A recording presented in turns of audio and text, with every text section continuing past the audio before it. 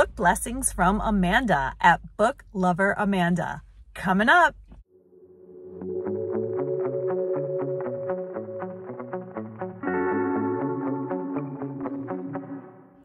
Hi everybody, welcome to Book Talks with Miss Thomas. I'm Miss Thomas. I'm so glad you're here. And if you are new, please subscribe. And if you are returning, thanks so much. Thanks so much and welcome back. All right, so I am in my book blessing series, and today just happens to be the birthday of the phenomenal and beautiful and wonderful Amanda. Yay, from Book Lover Amanda. So what better time to post my video about the wonderful blessings that Amanda has brought into my life with either a gifted book or recommending books. So I'm going to start with a book that she recommended called A Boy Called Bat. And his name is actually not Bat. That's an acronym. Those are his initials, but they're his initials. And also he has very sensitive hearing like a bat, and he flaps his arms like a bat. And so everyone calls him Bat, but it's not, I don't think it's a mean-spirited thing. I think it's just his nickname. I did think his sister was not always very kind to him, but he struggled to have relationship with his sister. One time he got her a gift and she was, angry with him and not very nice about it. She misunderstood the gesture, and it was a lot about bats, just ways that he tries to navigate his world with other people. He's a little different. The book never specifically says that he has autism, although that's what I'm picturing as I'm reading the book.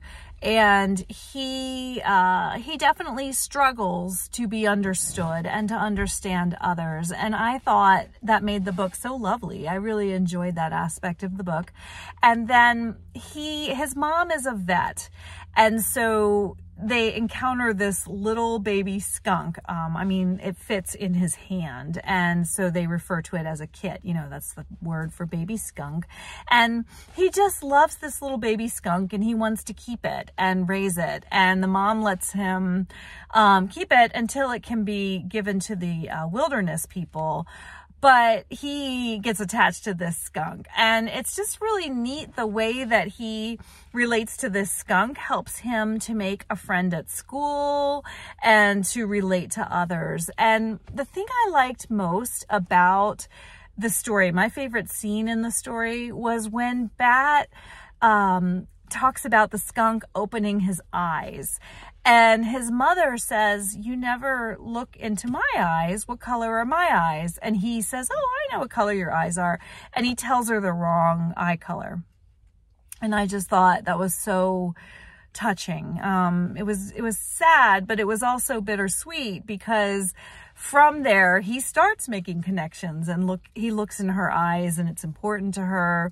And then he makes this friend at school, and it was just a very sweet, lovely story.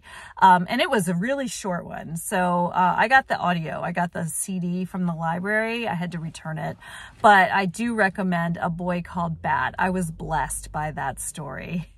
By the way, I have been crazy busy, and if you're noticing my delightful set here, my son is at the dentist, and I'm just waiting for him while he's getting his teeth cleaned, and I thought I have got to get this video out. So I apologize for my unique setting today. Another book that Amanda recommended on her channel that I really liked, and I think a lot of us should read it. I read it because I'm a teacher, and it's called Focused, and it tells us the story of a high school girl who struggles with ADHD, and it's all about her personal struggle with ADHD.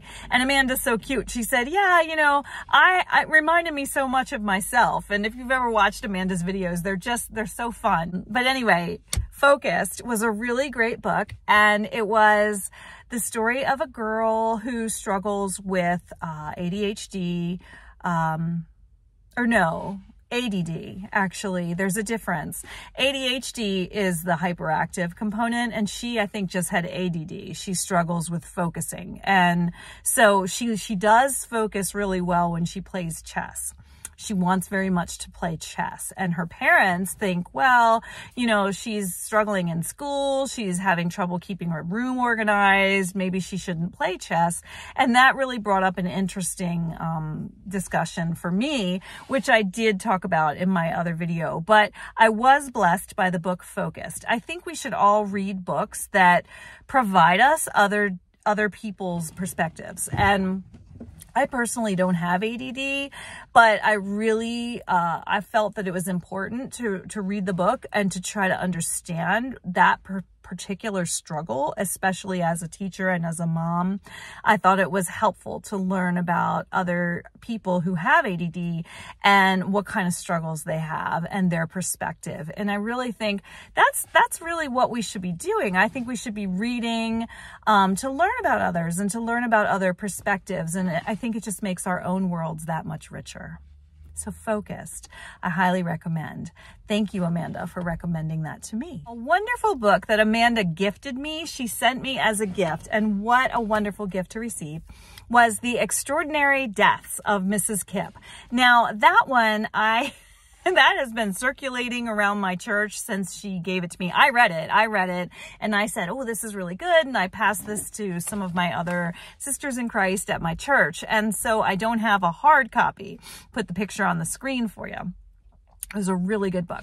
And that is the story of, well, Clara Kipp is the character in the book. She is dying and she is in hospice, and she is, you know, dying of cancer. She's lived a very rich, very beautiful life. And there's this cub reporter named Aiden. She's a girl trying to make it as a reporter, and she oversteps her boundaries and makes her boss mad at work. And her boss says, well, you can redeem yourself by writing this special assignment.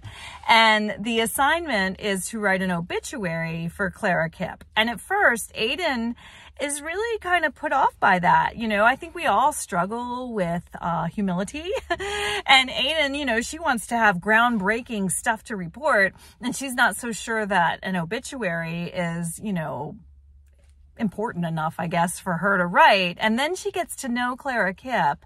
And Clara Kipp is this woman in hospice who lived this rich, fascinating life. And so as she gets to know Clara Kipp, she learns that Mrs. Kipp really had this great movement where she brought in refugees. Clara Kipp brought in Asian refugees, and then they had churches in the community. And so Clara Kipp had this incredible legacy of just going over to Asian places and bringing the refugees to the United States.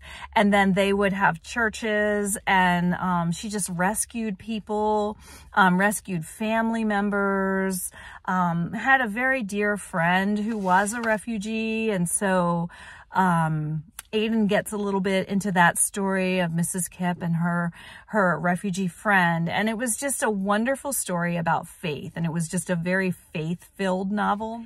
And the thing I liked best in that book, it was a little tiny touching thing, but it was so powerful for me.